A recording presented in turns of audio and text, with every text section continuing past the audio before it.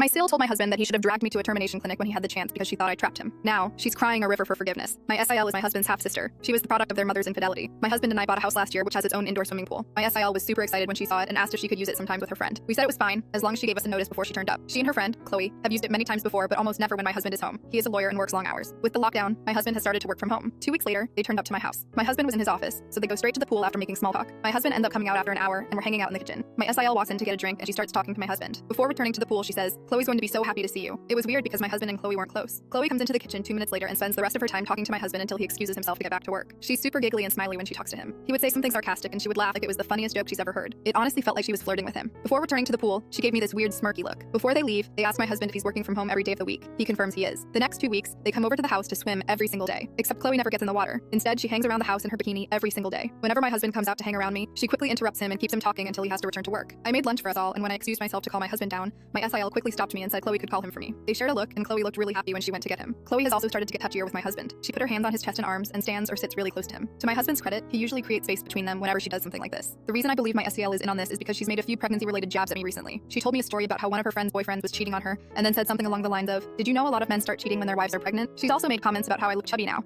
and it looks weird next to my husband because he's well built. Update. I tried and figured out how I was going to bring up the issue. Turns out, I didn't have to. We were watching a movie and my phone lit up with another text from my SIL telling me she was now going to be here at 1 p.m. the next day to swim with Chloe. My husband saw it and told me to tell her not to come. This is really weird behavior for my husband because he tends to do anything to accommodate my SIL and very rarely refuses her anything. I asked him if something had happened, and he shrugged it off, and we kept watching the movie. A few minutes later, he paused the movie and said he wanted to ask me a question. He asked if I'd noticed Chloe never swam when she came to our house. I ended up laughing hysterically. I said, "Of course I've noticed," and he awkwardly replied, "So, you must have noticed the other thing too." To summarize the conversation that followed, my husband hadn't noticed Chloe was flirting with him the first few days because he was so busy with work, he wasn't really paying attention to anything else. He said when she started getting handsy, he suddenly had the light bulb moment that she was into him. He did privately speak to Chloe and told her he was happily married and wasn't interested in starting anything with anyone else. She never took him seriously because she kept doing it. In the end, he called his sister on Sunday to tell her either she got her to stop or Chloe couldn't come over anymore. His sister ended up having a tantrum and said a few nasty things about me or the baby, our relationship. She insisted I was somehow behind his request and made some comments about how I was controlling and insecure because I looked like a beach whale and Chloe was younger and hotter. He was pretty pissed at this and said if she said something like that about me again, he would stop speaking to her. She claimed I had baby trapped him, and when my husband pointed out we were already married so I didn't need to trap him, and that he was the one who wanted to start a family, she kept insisting I had manipulated him into feeling that way. She said some other stuff along the same lines, but the thing that made my husband finally snap was when she said the